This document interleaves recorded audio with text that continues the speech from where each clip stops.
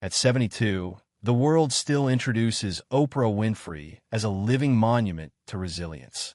Billionaire, media titan, cultural architect, a woman who transformed personal trauma into a global brand built on healing and empowerment.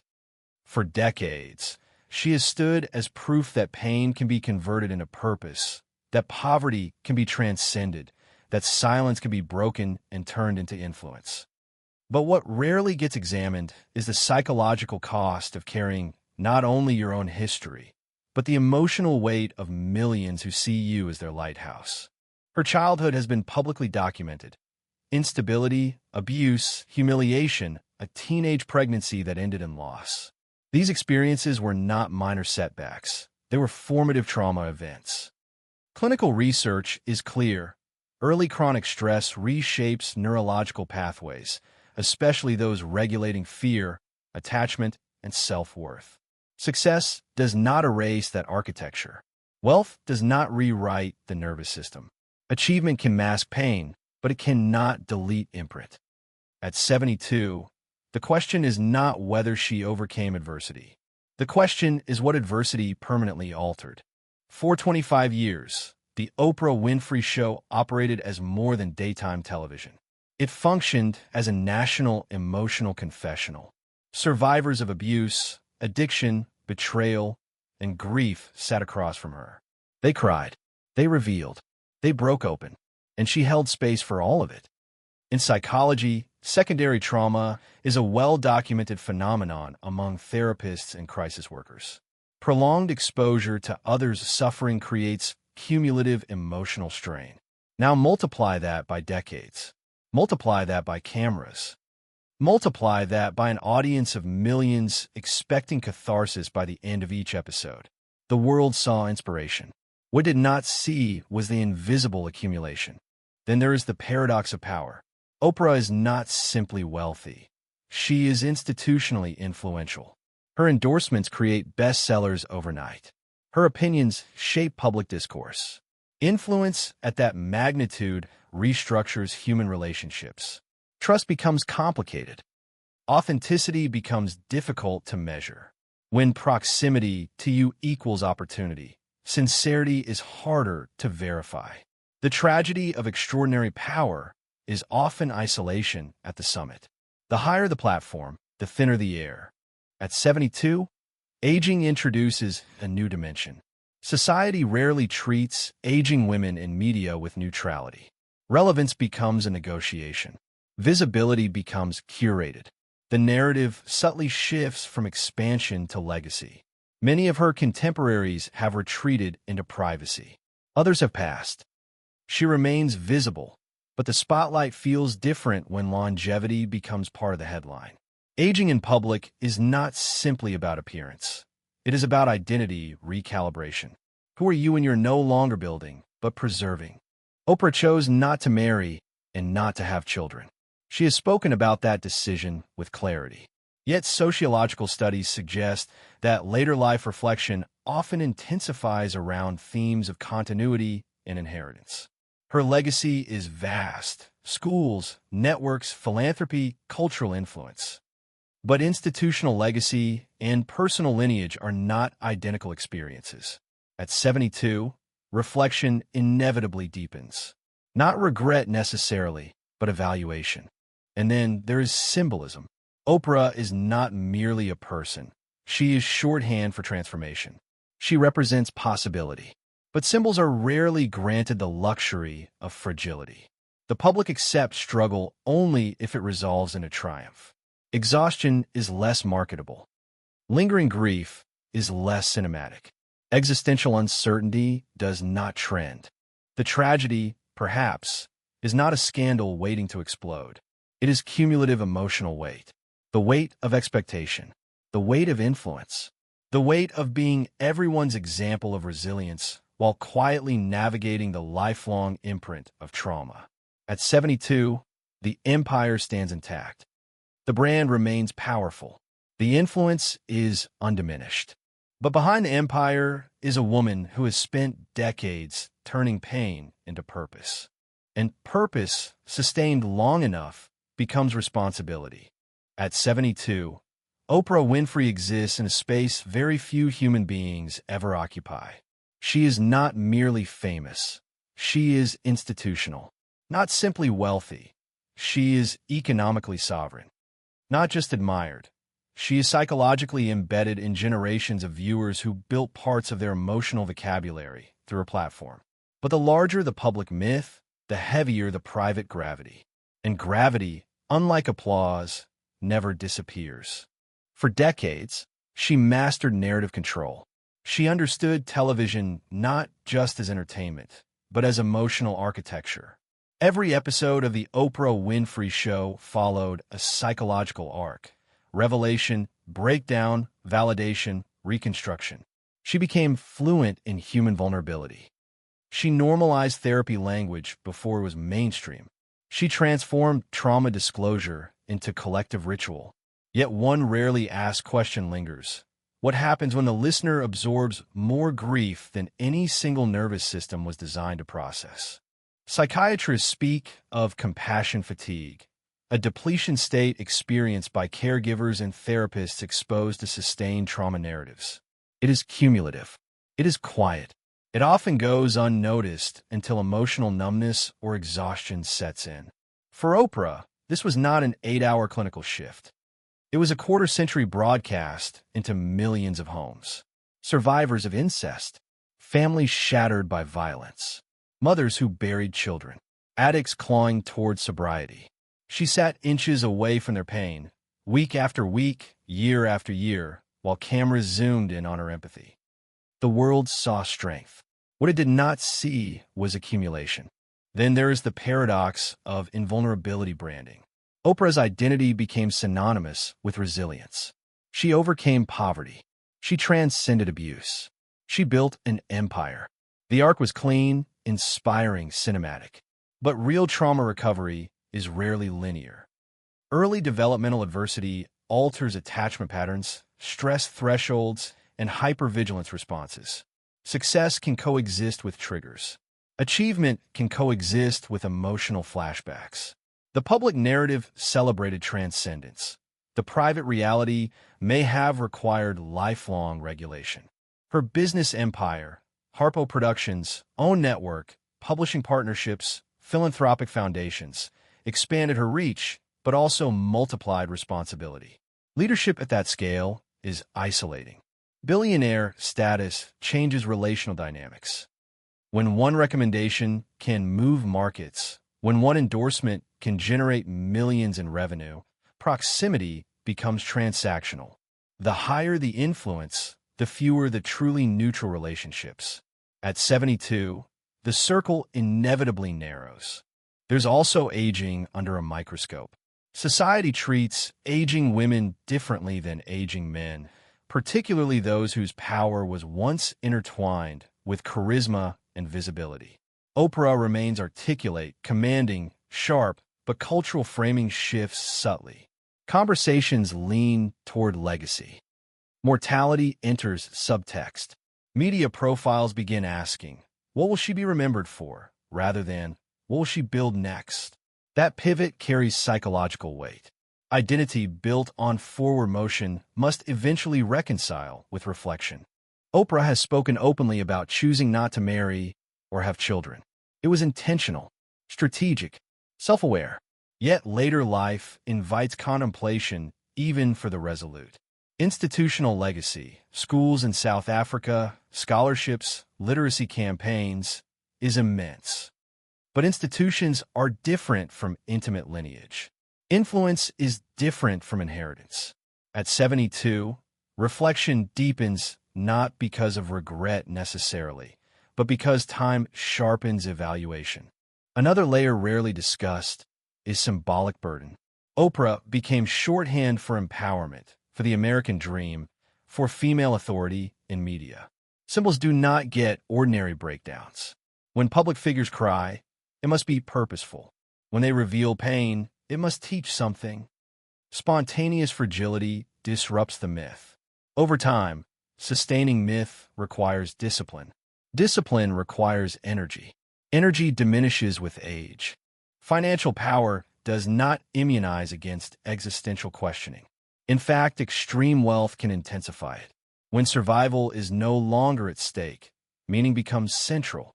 What remains when expansion plateaus? When every material milestone has been achieved.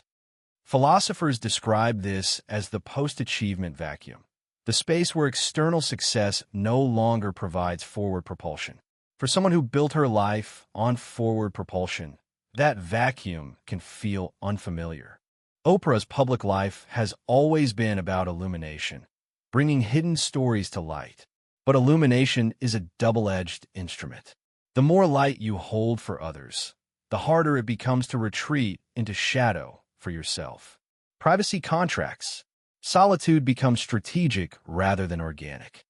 The tragedy may not be a dramatic fall or scandal. It may be the quiet realization that the role of emotional anchor for millions leaves little room for being unanchored. And yet she continues. She speaks at events. She curates conversations. She mentors. She invests. Longevity itself is an act of will. But at 72, endurance becomes visible. The voice is steady but measured. The energy is deliberate rather than explosive. The myth remains powerful, but myths age too. Perhaps the heartbreak is not about loss of empire or collapse of relevance. It is about scale, the scale of expectation she carries, the scale of emotional intake she has endured, the scale of solitude that accompanies extraordinary influence. To be everyone's example of triumph can mean rarely admitting fatigue. The world sees the billionaire, the icon, the cultural architect. But behind the empire stands a woman who has spent a lifetime metabolizing pain, first her own, then everyone else's, and converting it into purpose. And purpose, when sustained for half a century, becomes not just identity. But wait, as Oprah Winfrey moves deeper into her 70s, the external narrative remains polished: strategic interviews, carefully curated appearances, philanthropic updates. But longevity at that altitude introduces a quieter, more complex layer: sustainability. Not financial sustainability. Emotional sustainability. Identity sustainability. The question shifts from how did she build it to how does she continue to carry it? Inside her inner circle, dynamics inevitably evolve. Long-term partnership with Stedman Graham has endured for decades without conventional marriage. That alone challenged social norms when their relationship became public. Their arrangement represented autonomy and modernity, but longevity in unconventional structures requires intentional negotiation. Public scrutiny never fully dissolves. Every absence from an event sparks speculation. Every shift in tone fuels headlines. Maintaining relational stability while the world constantly projects narratives onto you is not effortless. It requires discipline, boundaries, and emotional stamina. Then there is the operational weight of an empire. Own Network did not launch as an effortless extension of her brand. It struggled early. Ratings pressure-mounted. Analysts questioned viability. For someone accustomed to near-flawless success, public business turbulence is not just financial, it is reputational. Over time, the network stabilized. But the memory of early instability lingers in leadership psychology. High achievers often internalize downturns more intensely than observers realize. They experience them as identity threats, not merely market fluctuations. At 72, energy allocation becomes strategic. Every public appearance must justify its cost: physical, emotional, cognitive. Travel is no longer trivial. Recovery takes longer. The body introduces its own negotiation. Oprah has spoken candidly about health struggles over the years: weight fluctuations, thyroid issues, knee surgeries. Publicly discussing them reinforced her brand of transparency. Privately managing them requires resilience. The body, unlike business, cannot be restructured through strategy alone. Aging imposes biological boundaries even on titans. Another subtle dimension is relevance recalibration. The media ecosystem that Oprah once dominated has fragmented. Social platforms have decentralized influence. Younger audiences consume content differently. Authority is now algorithmic. While her brand remains powerful, cultural centrality has diffused. For someone who once commanded synchronous national attention at Bon PM Daily, diffusion can feel like displacement, even if it is natural evolution. Legacy figures must redefine influence in an era no longer structured around singular gatekeepers. And then there's grief. Not always public, not always headline-driven. Over 7 decades, loss accumulates. Mentors pass. Friends age. Cultural peers disappear. The passing of time becomes personal, not abstract. Public figures often maintain composure in tribute speeches, but private mourning is different. Reflection deepens. Mortality ceases to be theoretical. Oprah's philanthropic work, particularly in education, carries emotional intensity. The Leadership Academy for Girls in South Africa represents more than charity. It represents legacy projection. When you invest in young lives at scale, their successes and struggles become emotionally tethered to your own narrative. Responsibility does not end after donation. It evolves into guardianship. Guardianship at scale is profound but heavy. Financial magnitude also introduces complexity in succession planning. What happens to Harpo? To equity structures? To foundations? To intellectual property? Billionaire estates are not simple inheritances. They are ecosystems. Structuring continuity requires confronting impermanence. Lawyers, advisors, boards, these conversations are pragmatic but psychologically charged. They are acknowledgments that time is finite. There is also a quieter existential recalibration. For decades, Oprah's days were externally structured. Production schedules, editorial meetings, audience tapings. Post-talk show life requires self-authored rhythm. Self-authored rhythm sounds liberating. It can also feel unmoored. When your identity was reinforced daily through audience feedback and measurable cultural impact, silence can feel unfamiliar. High-performance personalities often struggle more with stillness than with chaos. Publicly, she continues to champion growth, gratitude, and intention. Privately, the maintenance of optimism requires work. Optimism, at her level, is not naivete. It is a discipline. To remain symbolically hopeful in a polarized media climate amid global instability demands cognitive effort. Audiences still look to her for emotional framing during crisis. Being the steady voice during turbulent cultural moments is an invisible burden. Perhaps the deepest layer of heartbreak is not dramatic collapse, but quiet endurance. The realization that strength must be continuously regenerated. That influence requires maintenance. That vulnerability, once commodified, must be carefully rationed to remain authentic. The world sees continuity. It does not see calibration. At 72, Oprah Winfrey remains formidable. The empire stands. The philanthropy expands. The brand persists. But behind the brand is a woman navigating aging, responsibility, relational dynamics, health management, legacy architecture, and existential recalibration simultaneously. The myth of invincibility was never hers to claim. It was projected onto her, and projections sustained long enough become expectations. The real tragedy may not be that something collapsed. It may be that nothing has, despite the invisible cost of holding it all together. There's a psychological cost to being perceived as a compass. For more than 4 decades, Oprah Winfrey has not simply participated in cultural conversations. She has directed their emotional tone. When the nation grieved, she contextualized grief. When scandals erupted, she reframed them through accountability and healing. When authors sought legitimacy, her endorsement became literary canon. Her presence signaled seriousness, depth, moral framing. But being a compass means rarely admitting you are lost. America did not just watch Oprah. It outsourced emotional processing to her. Millions learned how to articulate trauma by watching her interviews. They learned the language of boundaries, forgiveness, intention, self-worth. In many ways, She democratized therapy culture before therapy culture was normalized.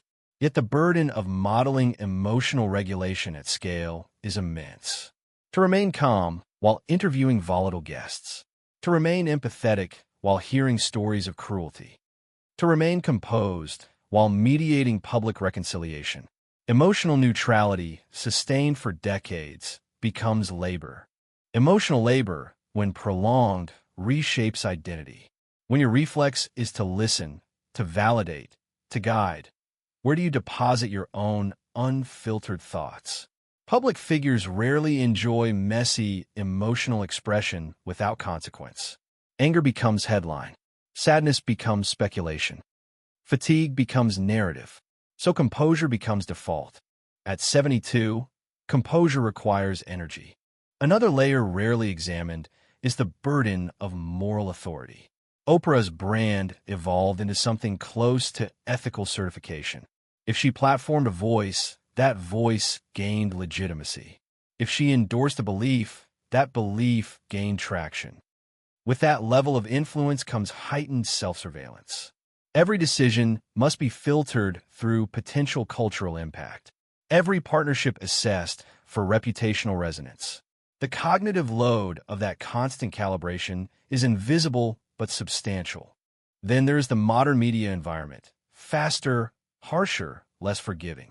Early in her career, broadcast cycles were slower. Context lasted longer. Today, outrage trends within minutes. Narratives mutate instantly. Legacy figures are re-evaluated through contemporary lenses.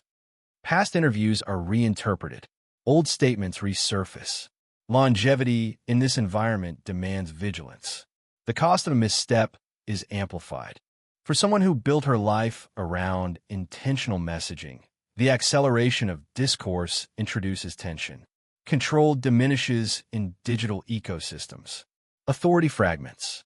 Audiences diversify into algorithmic silos. Oprah's power remains significant, but it operates differently now. The centralized influence she once held has decentralized.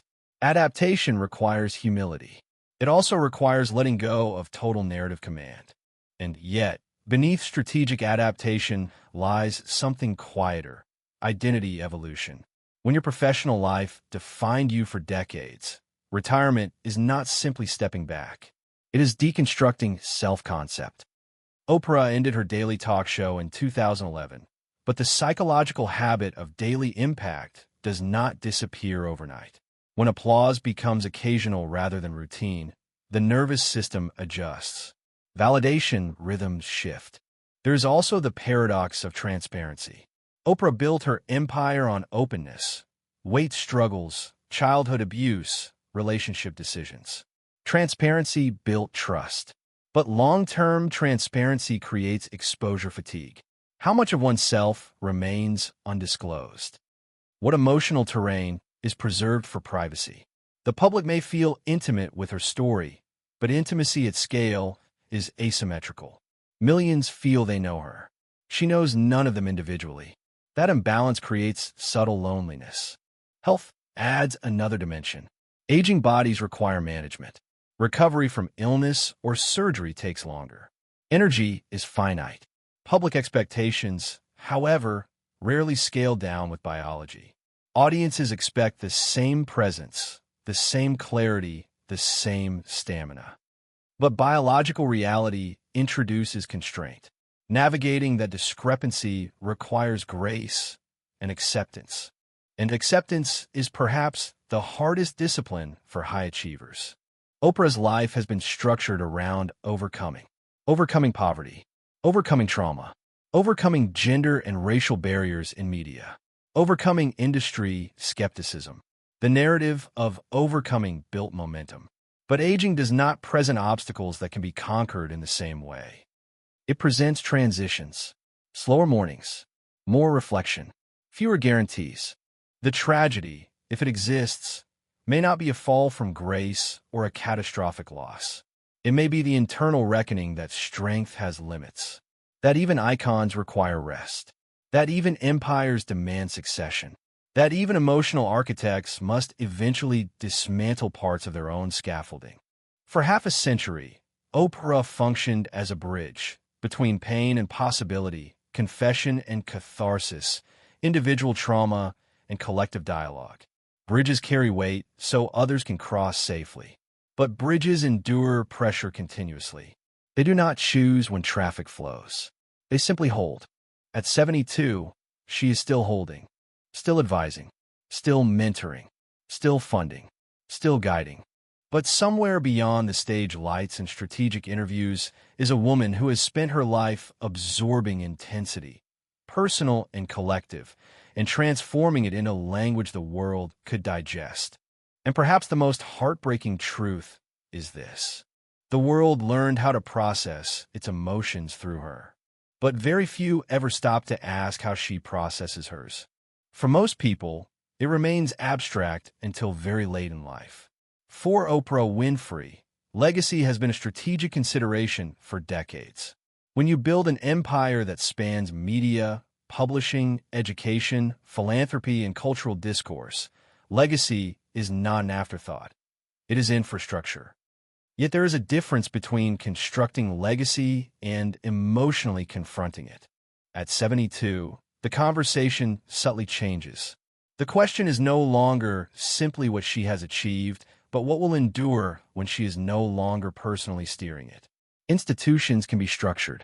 Foundations can be funded. Intellectual property can be cataloged. But influence tied to personality is harder to transfer. Oprah's empire is deeply interwoven with her voice, her tone, her emotional cadence. Removing her from that equation inevitably alters the ecosystem. That realization carries weight. In leadership psychology, there's a phase known as succession anxiety. It emerges when founders begin planning for continuity beyond themselves. It is not fear of death in a dramatic sense. It is fear of dilution. Will the mission remain intact? Will values be preserved? Will the brand retain integrity without the original architect? For someone who spent decades calibrating tone and intent so precisely, relinquishing control, even gradually, requires humility and trust. There is also the quiet fear that every influential figure eventually faces irrelevance. Not public irrelevance. Her name will remain recognized. But cultural centrality shifts. Generations rise who did not grow up watching her daily at Bon PM. Their emotional vocabulary was shaped by podcasts, social media influencers, streaming personalities. Oprah is respected, even revered, but not necessarily central to their daily media consumption. For a woman who once commanded synchronous national attention, that decentralization is profound. It is not a race accomplishment, but it repositions it. Being foundational is different from being current. At 72, mortality is no longer theoretical. It appears in the passing of contemporaries, in memorial tributes, in anniversaries that mark decades instead of years. Reflection intensifies. What remains unfinished? What remains unsaid? What parts of the story have been told, and which have been curated? Oprah has always emphasized intention, gratitude, conscious living. But intention requires maintenance. Optimism requires energy. And energy, biologically, becomes finite. The discipline of remaining emotionally expansive while aging demands self-awareness and acceptance. Acceptance that there will be limitations. Acceptance that some opportunities are no longer worth the cost. Acceptance that slowing down is not surrender. And yet slowing down can feel unfamiliar for someone whose life was defined by acceleration. There's also the matter of wealth, extreme wealth. When financial security is absolute, existential questions surface more clearly. Meaning replaces survival as the central motivator. What drives you when you no longer need to prove anything? When every tangible metric of success has been achieved. For high achievers, identity often fuses with productivity. Decoupling those can be destabilizing. Another undercurrent is narrative ownership. For decades, Oprah controlled her story. She framed her trauma. She defined her triumph. But aging public figures eventually become subjects of retrospective analysis. Biographies are written, documentaries produced, scholars interpret. The story shifts from self-authored to collectively narrated. That transition can feel like loss of authorship over one's own myth. The tragedy in all of this is subtle. It is not dramatic collapse. It is quiet confrontation. Confrontation with time, with transition, with the realization that strength cannot permanently outrun biology, that influence cannot permanently suspend generational change, that even the most carefully built empire must one day operate without its founder at the helm. But perhaps the most poignant dimension is this. Oprah built her career on helping others transform. She guided millions through reinvention. She championed second acts. Now she navigates her own. Reinventing oneself at 72 is different than reinventing at 40. It requires releasing former versions of self without resentment. It requires redefining purpose without urgency. The world continues to see the billionaire icon, the cultural architect, the philanthropist, the woman who changed daytime television forever. And all of that remains true. But beneath the accolades lies a human truth. The later chapters of life demand a different kind of courage. Not the courage to overcome poverty or break barriers, but the courage to let go, to decentralize, to trust successors, to accept impermanence. The empire stands. The influence persists. The legacy is undeniable. Yet, at 72, the real emotional landscape is not about expansion. It is about transition. And transition, even when graceful, is never painless. There is a moment every icon must eventually confront.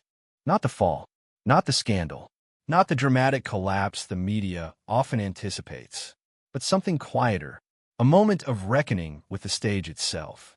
For Oprah Winfrey, that reckoning began publicly in 2011 when she ended the Oprah Winfrey Show after 25 years. It was not forced. Ratings were still strong. Cultural relevance was intact. She left on her own terms. And yet, anyone who studies high-performance psychology understands that voluntarily stepping away from a peak is one of the most psychologically complex decisions a person can make, because the stage becomes identity. For decades, that Chicago studio was not just a workplace. It was rhythm, ritual, reinforcement. Every day, applause confirmed impact. Every interview validated purpose.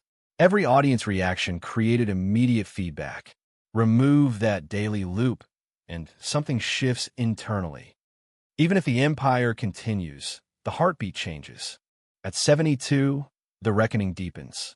The question is no longer whether she can step away. She already proved she can. The question becomes whether she is ready to permanently decentralize herself from the narrative she built, to allow the next generation to reinterpret empowerment without her voice guiding it, to let the culture move forward without seeking her framing first. For someone who shaped emotional discourse for half a century, silence can feel louder than applause. There is also the unspoken truth about icons. They rarely receive permission to age publicly in vulnerability. The world tolerates wrinkles. It tolerates slower pacing, but it struggles with diminished presence. We expect our legends to remain steady, wise, composed, until the very end. That expectation alone is a burden, because it denies them the full humanity of uncertainty. Oprah has often said she listens to her inner voice. But what happens when that voice begins to whisper about rest instead of expansion, about legacy instead of launch, about stillness instead of scale? For someone conditioned to build, to produce, to catalyze, stillness can feel unfamiliar, even threatening. And yet the body insists. Time insists. Friends pass. Contemporaries fade. Headlines shift to younger faces. The cultural spotlight rotates. Even if her influence remains respected, it is no longer the singular gravitational force it once was. That is not failure. It is generational evolution. But emotionally, evolution can feel like displacement. There is also the matter of unfinished emotional terrain. When you spend decades helping others unpack trauma, you risk deferring your own deeper layers. Public processing is not identical to private integration. The Oprah the world knows is articulate about her past, but integration is lifelong. Healing is iterative. Aging can reopen old narratives with new perspective. And perhaps the most heartbreaking dimension is this. For so long, she was the one asking the final question, the one guiding the closure, the one offering the lesson at the end of the segment. Now she's in the chapter where closure applies to her. What does goodbye look like for someone who never simply hosted a show, but hosted the emotional climate of a nation? It likely does not arrive in a single dramatic farewell. It arrives gradually. Fewer appearances, more delegation, more reflection, more investment in mentoring rather than leading. It arrives in strategic succession planning, in conversations about intellectual property rights, in estate structuring, in quiet evenings that once would have been filled with production meetings. The world may never witness the private reckoning. It will see the composed speeches, the gratitude, the celebration of impact. But behind that composure may exist a deeply human realization that no matter how vast the empire, no matter how transformative the influence, no one outruns time. And time does not negotiate. The tragedy of Oprah Winfrey at 72 is not collapse. It is not scandal. It is not public disgrace. It is the slow, dignified, complex emotional labor of preparing to let go of the role she mastered better than anyone in modern media history. To move from being the voice that framed the culture to being the legacy the culture reflects upon. That transition requires a different kind of strength than overcoming poverty or building a billion-dollar enterprise. It requires surrender, trust, acceptance. And for someone who carried the emotional weight of millions for decades, surrender may be the hardest lesson of all. In the final chapter of this story, the question is no longer what Oprah Winfrey built. The world knows that answer. The empire is documented, the wealth quantified, the cultural impact archived in libraries, dissertations, and streaming platforms. The real question at 72 is quieter, more intimate, and far more human. Who is she when the lights finally dim for good? For half a century, Oprah existed in motion. Motion toward expansion, toward healing conversations, toward influence, toward growth. Even her departures were strategic evolutions, not disappearances. When she entered her talk show, she did not vanish, she pivoted. When a network struggled, she recalibrated. When culture shifted, she adapted. Movement has always been her language. But aging introduces stillness whether we request it or not. Stillness strips away applause. It removes daily affirmation. It eliminates the reflex of stepping into a studio and commanding a room. In stillness, identity faces itself without audience feedback. For someone who shaped the emotional rhythm of millions, that silence can be disorienting. The tragedy is not that she lacks achievement. It is that achievement cannot accompany her into the most private hours.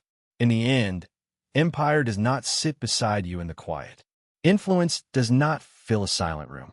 Headlines do not soften the awareness of time passing. At 72, there is a confrontation every human must eventually face, the realization that even the most extraordinary life is finite. For Oprah, finitude carries additional layers. She is not simply a private citizen aging quietly. She is a cultural landmark. Her eventual absence will not be subtle. It will generate retrospectives, tributes, replays, essays analyzing her influence. The world will narrate her life again and again. But she will not be there to frame the final narrative. For someone who mastered narrative framing, that reality is profound. There's also the emotional weight of knowing that millions attach pieces of their personal growth to her. People left abusive relationships after watching her segments. Others confronted trauma. Some pursued education. Some forgave. Some changed careers. Her voice became intertwined with turning points in strangers' lives. That kind of embedded influence is beautiful, but heavy, because it means part of her identity lives in people she will never meet. And eventually, those people will move forward without her direct presence. Perhaps the most heartbreaking truth is not that she will step away from the stage, is that she may never experience life fully outside of its shadow. Even in private spaces, she remains Oprah, the brand, the symbol, the reference point, the woman whose name alone evokes transformation. Very few human beings ever get to simply become ordinary again after reaching that altitude. Ordinariness is a luxury icons rarely reclaim. Yet beneath the symbol, beneath the billionaire, beneath the architect of emotional television, there is still a woman who once sat as a child feeling invisible, a teenager carrying shame, a young broadcaster fighting for legitimacy. That girl and that woman coexist. And at 72, reflection likely weaves them together. What did it all mean? Was the cost proportional to the impact? Did the responsibility ever feel too heavy? These are not questions the audience asks. They're questions that surface in private moments. And here is where the story shifts from tragedy to something more complex. Because heartbreak is not only about loss. Sometimes it is about magnitude. The magnitude of a life lived at maximum scale. The magnitude of pressure sustained for decades. The magnitude of expectation carried without collapse. Oprah did not implode. She did not self-destruct publicly. She did not disappear into scandal. She endured. She adapted. She sustained. But endurance is not weightless.